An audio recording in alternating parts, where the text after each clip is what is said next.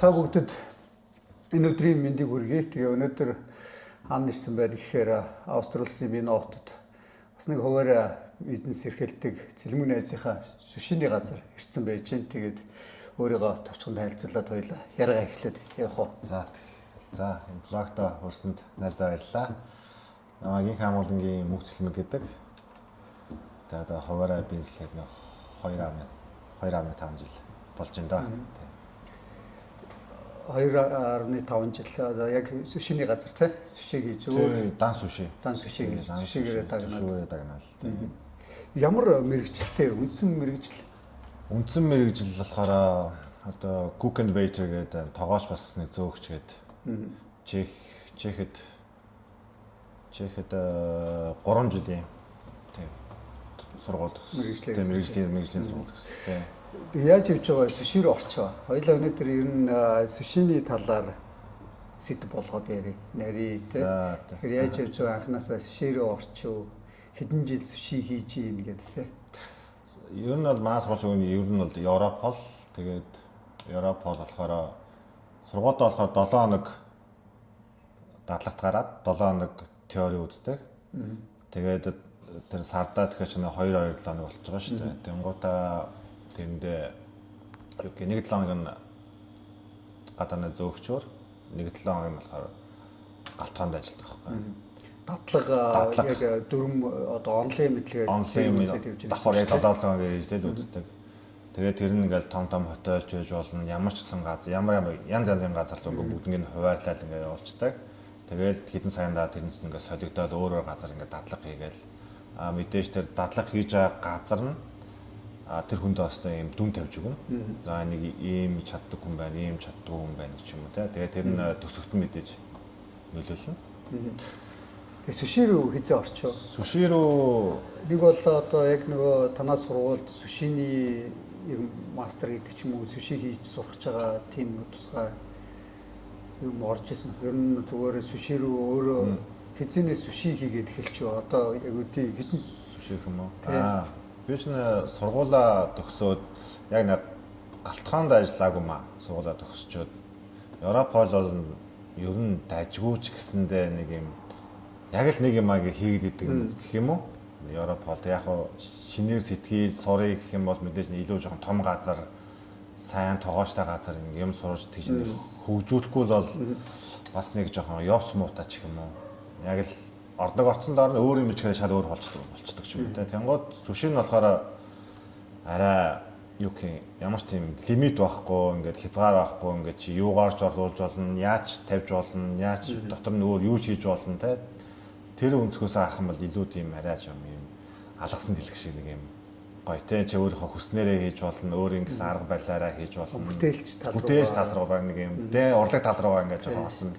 Тэр нь миний жоохон сонирхлыг хөдөлгөөд тэгээд сүшинд ер нь одоо хэдэн жил сүши гэж одоо ер нь яг нэг 13 жил 13 тий ер нь баг 14 жил лугаа 40 доо удаан маш олон жил сүши гэж тэгэхээр нэлээд туршлага өрөмтлөж байгаа чадвар сурж байгаа тий тэгээд анх ол сүши хийж хад ямар мэдрэмж төрчээ за анх яг за сүши гэж нэг иймэрхүү юм байт юм байна гэл.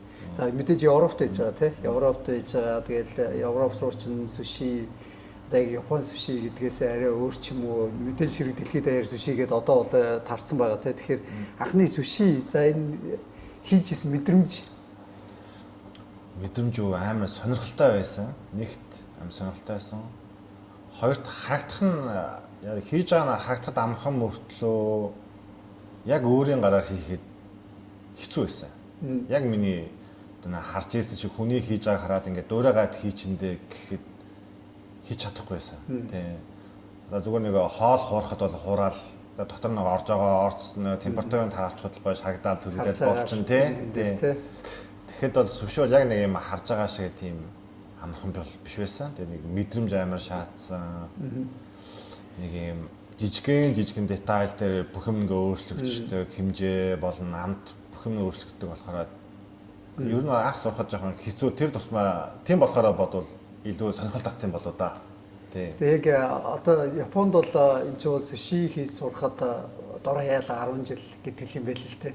Тэгээ эхлээд мэдээж хэрэг гал тогоонд ажилладаг ч юм уу туслах үйлс одоо дараа нь будаа агшаадаг ч гэдэг ч юм ингээл дижээж нэг 10 жилийн дараа ингээл суши мастер гэдэг юм болдог гэж миний хувьд бол ойлгосон. Тэгэхээр 14 жил 10 гаруй жил ингээд суши хийгээд явж байгаа. Тэгээд сүүлдээ ингээд өөрийнхөө сушины газрыг нэгээд ингээд явж гин гэдэг чинь нэлээд туршлага. Би бол маш их туршлага оромдсон. Мэдээж дээрээс нь чадвар мэдээж их орж байгаа.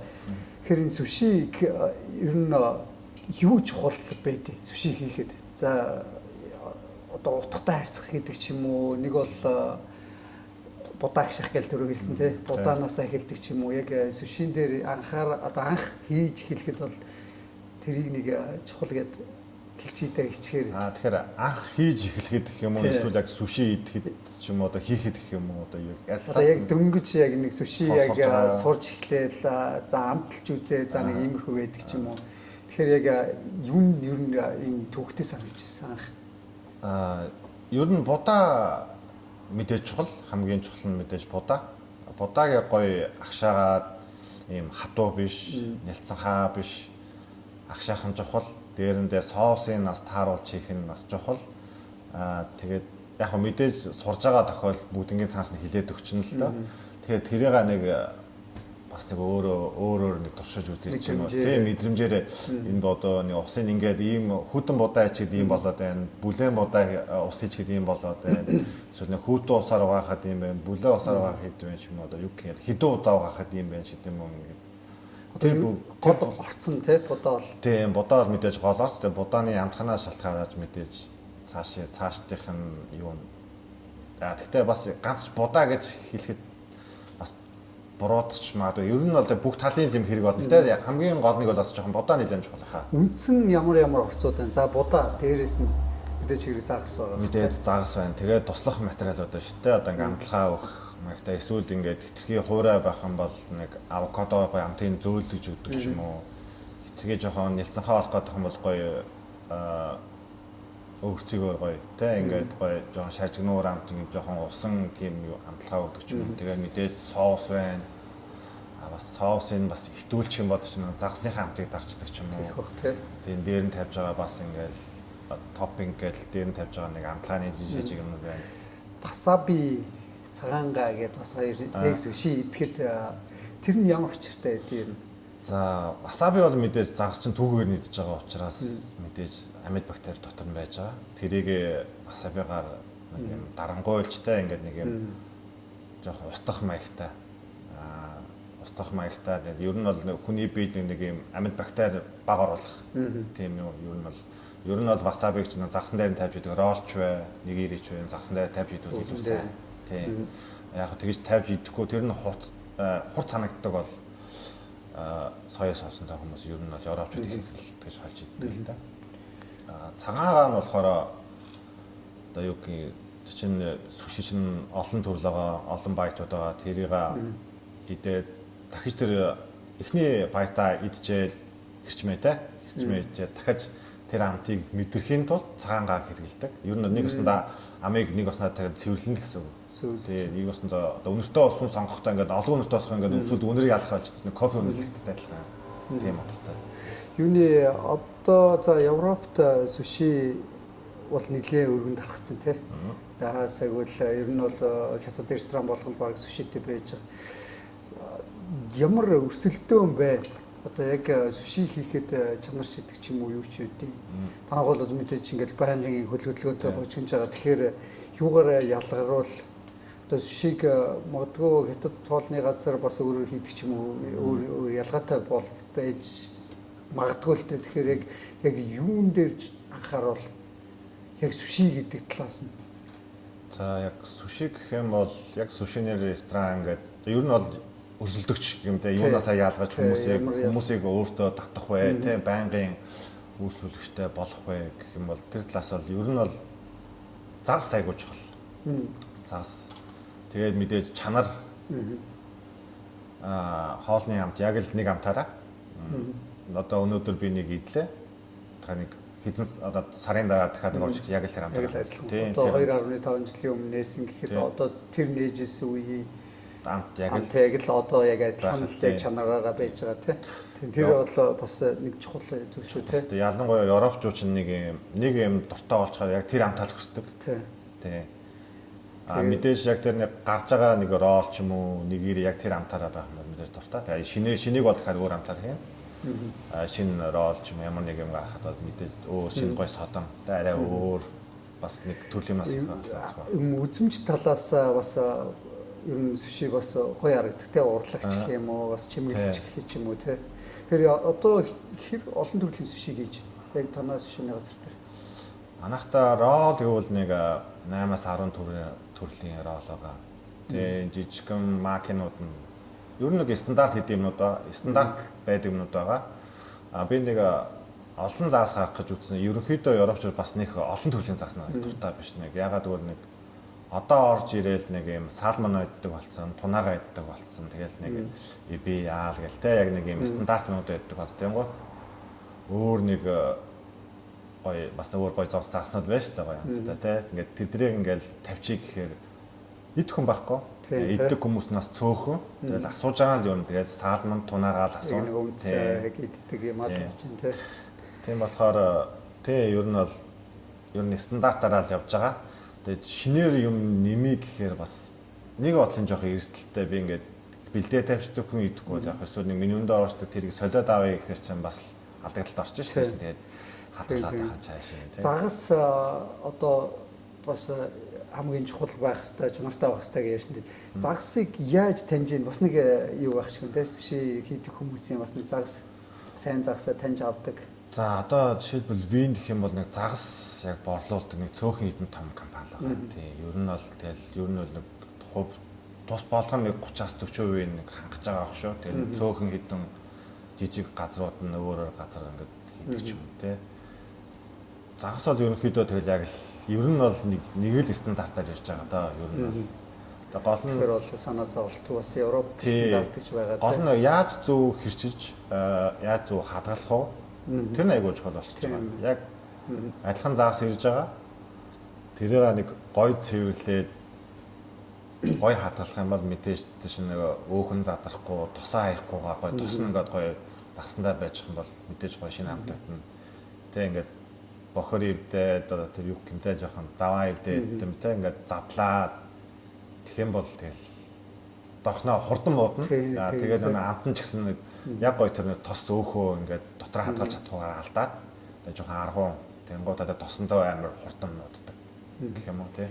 Хөлөө тунаа загас гэж байлаа ярьсан тэр юуны Японд бас юм дуудлага худалдаа болдог гэж би нэг хэлтэй харж ганц нэг ирээлээс шаарж байсан бас мэдээ интерес ч гэсэн харж л байсан. Тэгээд тэр ямар хүчтэй байдгийг одоо нэлээд үнэтэй л байгаад тах шүүх. Энд чи байна бас нэг нэлээ хэдэн гэлч нэг 150-аас дээш ч юм уу. Энд чи орж ирнэ. Гэхдээ нэг цөөхөн өдр газар л оруулж ирдээ.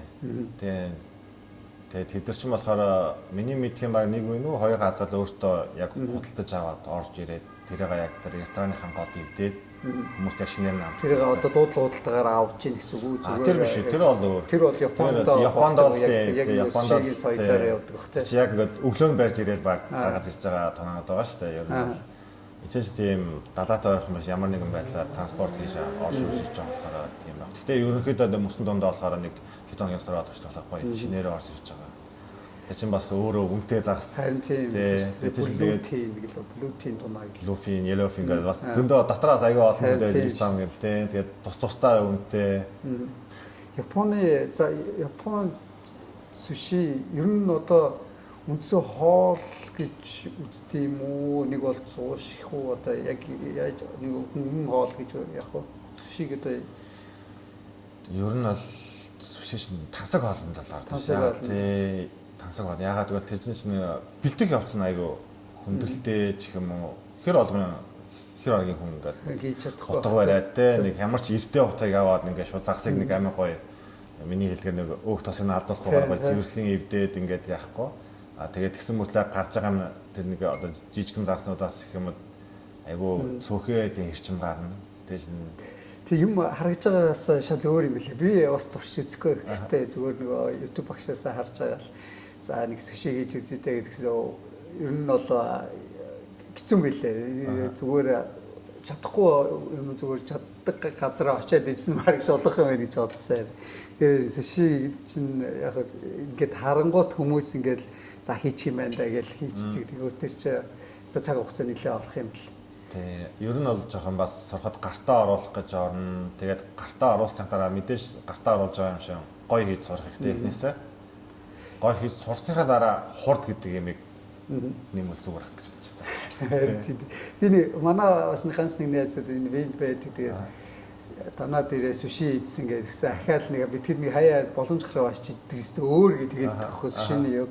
Тэгээд би энэ тэнд бас суши идж байгаа нэг удаа нэг хальт заваараа ирээд бас танаа энэгээр газ дайраад орж ирсэн суши аваа явсан. Нэрээ өөр юм билээ. Суши чинь одоо юу гэдэг чи суши гэдэг өмнө хийж үзээгүй хүмүүст бол нэг ялгаа мэддэхгүй шүү дээ. Энд чинь өөр газруудад ижсэн болохоор тэгэхээр мэдээж суши мастеринг хийж байгаа суши бол авч идэрэй гэж бол зөвлөмөр нэр. Одоо Австрич ч юм уу, Венд аялаар Монголоос ирж байгаа хүмүүс байвал бас манай цэлэмгийн сушины газраар ирээд суши жинхэнэ мастер хүний суши идээд өөр мэдрэмж авах шүү. Тэгээ Монголд бол хайрцангуй суши бас нэг тэгж нэг түгээмэл бас болоогүй байх гэж би бол боддоо шүү. Хэрэг байт юм бол одоо тэгээд Япон солонгосоос бас зөндөө тийм суши сурсан таарснаар орж ирээд бас гоё хөгжиж байгаа л ах гэж бодож байна. Тий. Би бас Монгол яваг бас айгүй удаа 12 жил болсон болохоор тий 14 жил очиж үзвэл бас нэг чанар шалгах юм байна тий монголчууд манай ямар суши Азад байгаа суши, Европт байгаа суши бас арай өөр л дөө тий. Ялангуяа Азад байгаа суши жоохон нэг Япон, Солонгос тэнгуутаа тэр улсад нь байгаа сушиороо тэр амтлагаа нь болохоор яг тэр улсынхаа хүмүүс жоохон төхүүлсэн тий нэг одоо манай монголчууд нь бас жоохон махан дуртай ч юм уу нэг соус нь ихэд арай нэг жоохон өөр нэг жоохон терияки тий нэг жоохон махны амтай ч юм уу. Тэнгууд одоо жоохон халуун орны хүмүүс гэхээр жоохон юм манготой жоохон чихэрлэг юм соус нь дуртай байдаг ч юм уу тий ингээд тэр болгоно нэг уус үнснийхээ тий уус үнсний идэж байгаа халуун хүүтнээс нь шалтгаалаад нэг идэж байгаа шалаарай өөр бол байт. Шиний Монголд ч одоо тэгэл юм хөгжөөл явах бах. Америкт бас нэг Билл Ши гэдэг нэг хүн байна тий. Тий. Сайхан хүмүүс Монголд очиад яаж асал сушины яг л сушиг идэх сушины салбарт ажиллаж байгаа хүн гэж ойлгосон шүү дээ миний хувьд. Тий. Одоо амар гоё тийм юу гэсэн тийм гоё хүн бас ингэж гоё өөрөө мотивашн өгсөн. Тийм бас тий. Харин одоо тэгээд дараагийнхаа сушиныхаа газрыг өргөжүүлээ тий.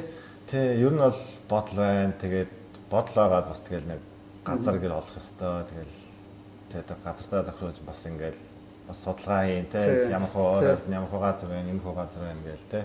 Тэр л бас амар бол биш л тий. Европт одоо бас ингээл хуваараа юм бизнес хийн, хуваараа юм ажиллуулад явна гэдэг бол амар би бол амар биш л гэж бодож байна. Өөрөө бас ажиллуулж үзээгүй болохоор ерөөдөө ингээ харж байгаа байдлаар бол юу гэдгийг отоос гарч байгаа захиргаач гэдэг юм стандарт байт юм уу нэг бол тухай эдийн засгт тааруулаад явах ч гэдэг ч юм бол асуудлууд бол нэлээ гарах байхаа. Тэгээ ямар ч гэсэн ингээд өөрөө хуваараа юм хийгээд явна гэдэг бол том амжилт шүү дээ. Тэгээд 2.5 жил болцсон үндсэн яг нөгөө хэрэглэгчтэй одоо хэрэглэгч бол яг нөгөө үндсэн хэрэглэгчтэй болсон байна. Тэ ер нь бол нэг 70-80% байнга өршүүлдэг шүү дээ. Тогтмол бочигнал тогтмол тийм байнга 7 хоногт нэгээс 2 3 удаа орж ирдэг хүмүүс байна. 7 хоногт нэг заавал орж ирдэг хүмүүс байна. Тэгэл яг нэг авдаг юм ааваа гээл тэгэл хаяа шинэ юм мэддэг болцсон байна. Тий, тэгэхээр нэг зарим нь болохоор ингээ ийлж аваа нэг шинэ юм байна уу гот миний өндөр байхгүй нэг өөр юм хийж байгаа нэг санааг нь амархал. Тэгээд нэг манай ч сушин дай өөр амар дуртай. Тэгээд чи гоё хийдэм чи хойл ингээ хийл та гэдэг. Би ч нэг айхтар бас нэг ихтэлтэй байгаагүй ер нь бол тий. Тэгээд зөв сонголт хийсэн байна. Тий, зөв сонголт хийсэн тий. Тэгэл би ч аваа галтгаагаа харьцаал манай хүн чинь тэгээд бичиг цаасны ажлаа харьцгаа чи тэгээд маа хийх юм. Одоо жишээлбэл халбах сэрээ одоо юу гэх юм те. Ингээд авж байгаа юм нь арай их. Түүнээс яг хийх ажил нь бол ер нь бол адилхан. Яг л нэг менюгээ хийх үү те ингээд тэг бүх юмаа хийн. Гэхдээ нөгөө том газар нь болохоор арай их хэмжээгээр хийн. Жижигхэн газар мэдээж баг хэмжээгээр хийн. Тэгтэл ажил бас яг л нэг л концептээр явж байгаа яг цаанаас усаас өгсөн стандартаа ийм та нар хийх ёстой гэсэн тэрийг бүгд дагаж мөрдөн. Тэгэхэд бол нэг том жижиг газар гэхэд бол одоо нэг жоохон туршлагатай болсон юм байна. Ер нь яг тийм яг том жижиг яг нэр санал нэг биш үү те. Тэгэхээр ямар ч гэсэн амжилттай явж байна, мундаг байна. Би ч одоо бахархаад Австрид байгаа ямар ч гэсэн ойр байгаа, биэнд байгаа залуучуудаараа очиод нэг бичлэг контент хийж эхэлж байгаа. Тэгээд өнөөдөр ямар ч гэсэн ирээд бичлэгээ хийгээд авлаа. Тэгээд цаашдаа энэ магадгүй Монголд байж байгаа залуучууд сүши хий сурах гэж байгаа ч юм уу. Нэг одоо сүши мастер болъё гэд төлөвлөж байгаа ч юм. Ийм залуучуудад хандаж юу гэж хэлмээр энэ зөвлөгөө талаасаа ч одоо 10 хэдэн жил сүши хийсэн хүн чинь за анх эхлүүл ингээрэ гэдэг ч юм уу. За яг би нэг амар өөрөө нэг том юу тийм сүшиний тоогооч биш те. Гэхдээ яг тодорхой хэмжээнд ингээд олон жил хийсэн туршлагаасаа өндөд өөрийнхөө зүгээс ингээд юм зөвлөгөө өгөхөд бол юм сурж байгаа бол бас нэг сүшиг ялангуяа олон талаас нь оролдож үзээрэй. Тэгээ нэг юм зүгээр ороод нэгэрий ч гэсэн хийхтэй мэдээж эхнээсээ гой сураад дараа нь гартаа оруулсан дараа гой хурдаа нэмээд хурдан идэг болоод тэ.